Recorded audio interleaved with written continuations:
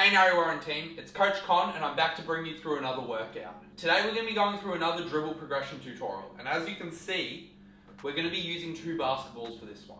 Using two basketballs has the benefit of training both hands at once, dribbling it, and also making you have to focus on two things. This is good because in game, when you're dribbling the ball, you also have to focus on what's going on around you. So this just takes the attention away from dribbling with one hand and makes you have to think about both at the same time. I'm going to bring you through each progression in the series so that you can get up to dribbling two balls like a pro. As you can see, we've got our progression right here, just so that you know exactly what's going on. This workout isn't set with a time limit or anything, so I'm going to explain each drill, and then you can go through and do them on your own at your own pace. If you do want a little bit of structure, I'd recommend going through the video, pausing when it prompts you, and doing each of them for 2 minutes. Anyways, I think that's all for the introduction, so we'll get right into it now. Alright, so the first dribble that we're going to do is going to be together and then alternating. I put these together because they're pretty similar. What we're going to focus on first of all is getting into our athletic stance. What I want is for you to drop down a little bit and keep your chest up. This is going to be so that you can see all of the play that's going on in front of you in game. From there, you're going to pound these into the ground just like you would with any normal single hand dribble. So here's how we would do it with a single hand dribble. So the key points for that is pushing the ball through the floor, only dribbling it up to about hip height, and then keeping your head up the whole time. Now, it's as simple as just incorporating that into dribbling two balls. So for the first one, we're going to dribble them at the same time. You need to go at the same pace and be pushing through the floor as hard as you can with both balls. Just like this.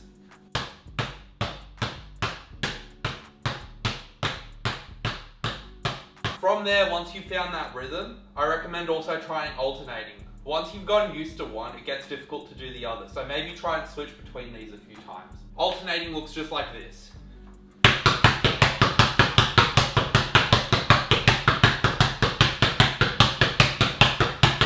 The only other key point that I want to mention for these is when you're dribbling, where you're actually putting it on the floor. When we do our single hand pounds, I always emphasize to dribble the ball on the outside of your foot. We want to be doing the same thing here. Just make sure that you're not dribbling directly in front of your foot. Master those and then we're going on to the next one. Alright, so now that you've got those, we're going to go into my favourite variation of these, and it's going to be the high-low combination. So I'll demonstrate the two different heights that we're dribbling the ball at first with one ball, and then I'll go into it with two. I recommend you try this at home as well. So for our low dribble, we're going to get back into our athletic stance, and I don't want it going any higher than our knee. On this dribble, rather than pushing down with our whole arm, we're just going to be using our wrist for the most part. That looks like this.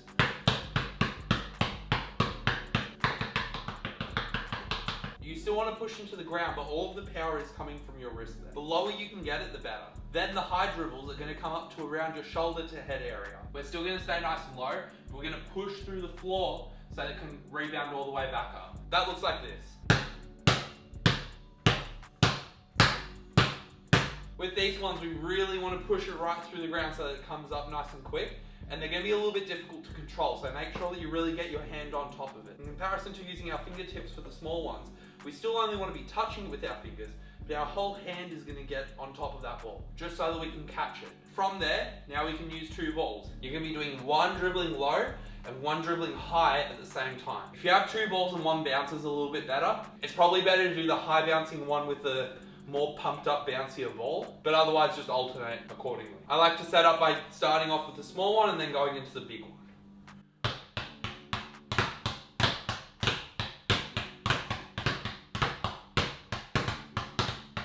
And then from there you can switch sides. Because this one's fairly complex, I think that it's a good idea if you start off looking at the balls, trying to figure out where they're going, and then from there try to take your eyes off them and lift them up. From there it's just about practice with that one. It's really difficult to change up the pace, and a lot of the time you'll find that the ball that you're dribbling lower is going to try and bounce the same amount of times as the ball that's going up higher. You can't do that just because it's a smaller amount of space. So it's really good to dissociate or just separate the speed that your different hands are going at, which again will help with how much you actually have to think about dribbling the ball, which relates to what I was saying earlier in the video. Try that one and then we'll go on to our next variation. So now if you've got the hang of that, we're going to go on to our next variation. We're going to get nice and low, and this time we're going to go into crossover. So we're going to dribble together, and then whenever you feel ready, we're going to cross both balls switch hands. It's important when thinking about this is that one's going to go in front of the other. You can't try and cross them over both where you normally would. I'll give you a side view first, and then we'll go on to the front view. It looks like this.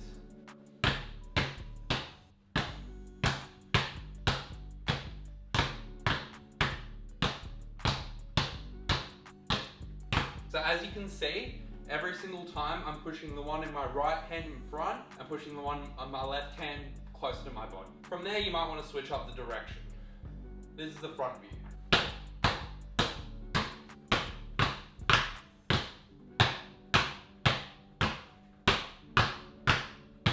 Once you get the hand of that one, with these crossovers, we can really change them up how we like. So one thing that I like to do a lot of the time is I'll keep one ball going across the front, and then the other ball I might push through the legs or behind the back. That looks like this.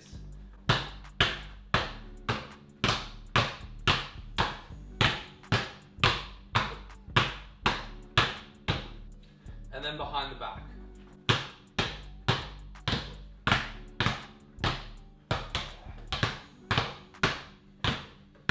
Try and go through those progressions. They're pretty challenging, but once you get the hang of them, they're really quite fun. Pause the video, have a go at those, and then I'll show you the last lot after that. Alright, so if you've gotten this far into the video, you're probably a pro at this by now. What I'm going to show is just a way that you can play around with it to challenge yourself even more. This isn't a specific drill, but rather we're just separating the movements that we've got. So what we're going to do is, as we're dribbling, rather than crossing both over at the same time, we're going to do a double crossover move with one ball while keeping the other one out in front of us. This means we're going to have to leave that other ball bouncing out while we're making the move with the other ball. Meaning the movement that we make with the other ball is going to have to be nice and quick and not hit the ball that's left there for a second. This one's really a much more advanced drill, so try and practice it just to have a bit of fun at the end of your sessions maybe. Here's a few examples.